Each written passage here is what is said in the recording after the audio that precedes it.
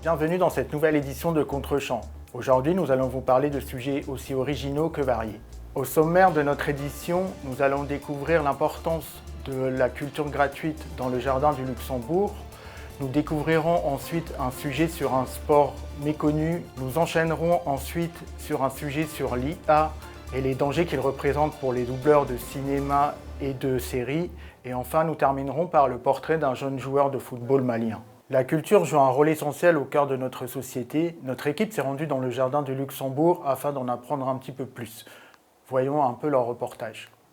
Le jardin du Luxembourg est un lieu emblématique de l'histoire parisienne. En témoigne notamment la majestueuse fontaine Médicis et son atmosphère chargée de mémoire. Il offre également un accès libre à la culture, notamment à travers les expositions photographiques régulièrement installées sur les grilles du jardin. C'est bien que les gens s'arrêtent et aient envie de s'imprégner de l'atmosphère. Moi j'aime beaucoup le concept d'accrochage sur les grilles. Durant les mois d'été, des concerts gratuits sont organisés plusieurs fois par semaine. Bien qu'ils s'adressent parfois à un public spécifique, ils rencontrent toujours un large succès auprès des visiteurs. Peut-être de la musique, pas celle qui est au kiosque, mais peut-être qui attirerait plus de jeunes, parce que là c'est de la musique pour quand même un peu les seniors comme moi, quoi. Et on a vu un concert aussi, on était autour d'un bassin, oui. Autour d'un bassin, c'était super joli. Très belle acoustique. Le jardin offre la possibilité de pratiquer une grande variété d'activités gratuites accessibles à tous les âges. Lecture, jeux d'échecs ou encore le dessin pour les étudiants en art graphique qui viennent affiner leur coup de crayon dans un cadre naturel. Chacun peut y trouver son inspiration. Cette diversité culturelle fait partie intégrante de l'identité du jardin. C'est très important parce que ça donne accès à des gens qui pensent qu'ils ne méritent pas la culture, qui pensent que la culture est élitiste, et de mettre la culture dans la rue, dans des endroits où les gens osent regarder, pour moi c'est crucial. La culture gratuite joue un rôle essentiel dans la création de lien social. Le jardin du Luxembourg en est un bel exemple. Il permet à toutes les classes sociales de partager une expérience commune sans distinction. En France, la culture est d'ailleurs reconnue comme un droit humain depuis 1946.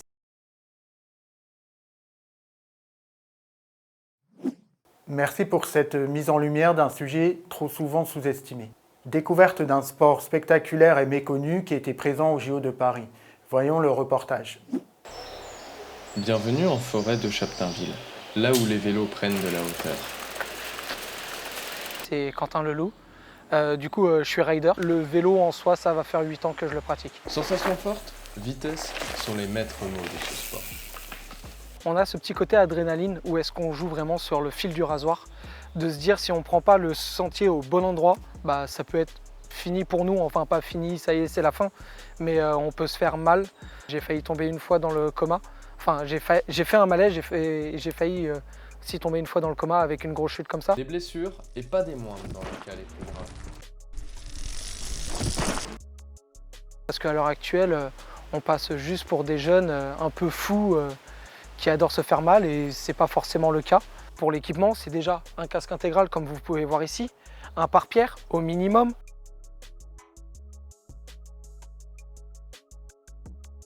Pour le mental, déjà au début, c'est sûr que je n'ai pas commencé directement par des bosses de 6 mètres ou de 7 mètres ou de 8 parce qu'on a des bosses déjà qui commencent sur une petite bosse de 1 mètre et là, les plus grosses à l'heure actuelle dans notre discipline, c'est 32 mètres. Les équipements sont fortement recommandés et nombreux sont les clubs afin de s'initier à cette discipline. Alors j'aimerais bien qu'elle soit présente au JO, mais malheureusement en France c'est très compliqué pour qu'elle soit présente au JO, même si au dernier JO on a eu la discipline XC descente. Malheureusement c'est pas encore assez démocratisé pour que ça passe à la télé et que ça soit connu du grand public, donc ouais, pourquoi pas un jour au JO.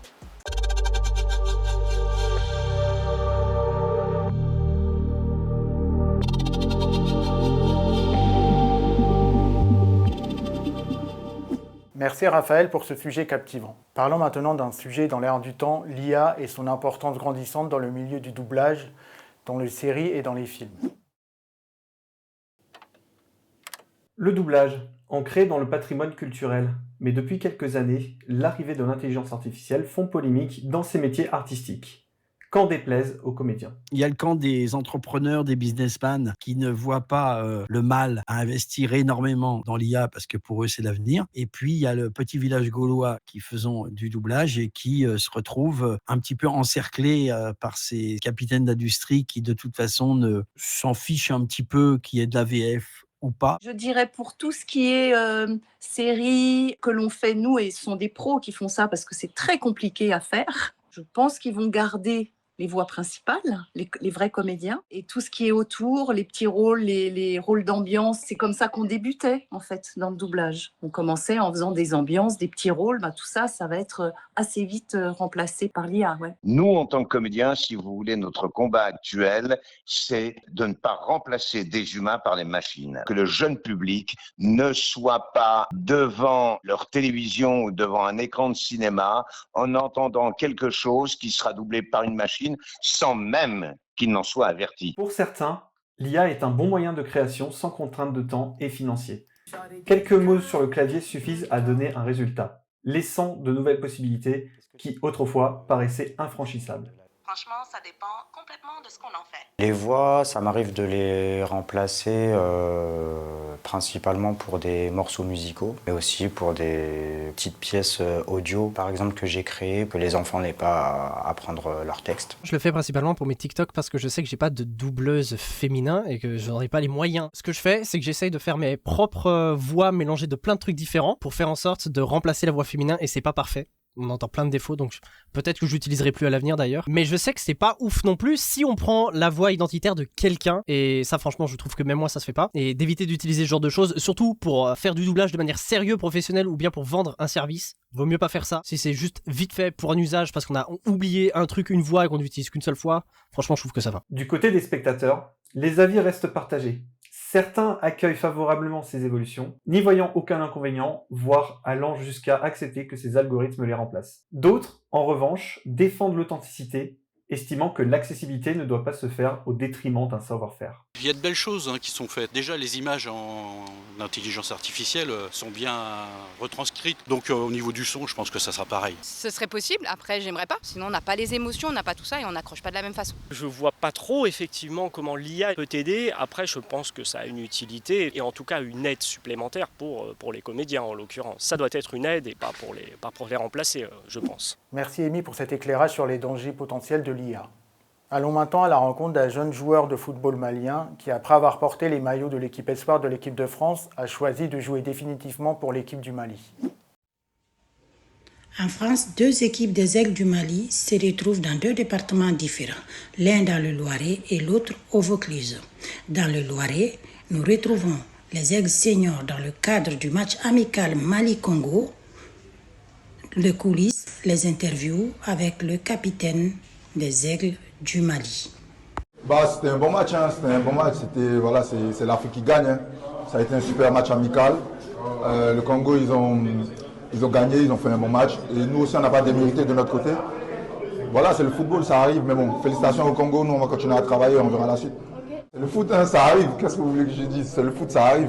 Il y a des moments où il y a des matchs comme ça. Mais bon, on a été champion d'Europe, donc voilà, on peut plus qu'être fiers. Mais bon, voilà, après, comme on le dit, la saison en Première Ligue n'a pas été vraiment facile.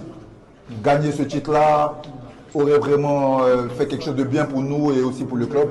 Et c'est ce qu'on a fait et félicitations à nous. Après la rencontre des Aigles seniors au Loiret, nous nous retrouvons au Vaucluse pour la rencontre Mali-France dans le cadre du tournoi de Toulon. Dans l'équipe espoir du Mali, nous avons un jeune international malien du nom de Wilson Samaké qui a refusé de jouer avec l'équipe de France lors des Jeux Olympiques 2025, qui a regagné l'équipe espoir du Mali. Il a joué ce rencontre face à l'équipe qu'il a refusé de jouer.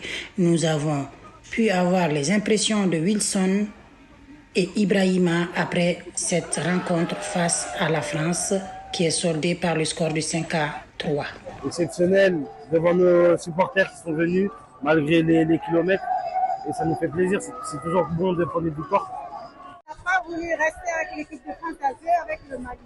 Qu'est-ce que ça te fait en portant les couleurs du Mali et puis gagner un match comme ça contre la France, qu'est-ce que ça te fait? Quand j'ai vu qu'on avait l'équipe de France dans notre poule, je me suis dit que ça allait être une mission. Parce que Mission accomplie alors. Ouais, mission accomplie. Même si j'aurais aimé marquer, mais moi j'ai fait une passe D, voilà, j'ai aidé l'équipe du mieux possible. Il y a mon frérot ABD qui est rentré, qui a fait le taf, il a marqué son penalty. Et voilà, maintenant on va se reposer, on va bien préparer le dernier match et Inch'Allah on aura la victoire. On vous aime. Merci Nana pour le portrait de ce futur grand nom du football africain. Notre émission Contre-champ touche maintenant à sa fin. Nous espérons vous avoir offert un regard enrichissant sur notre société.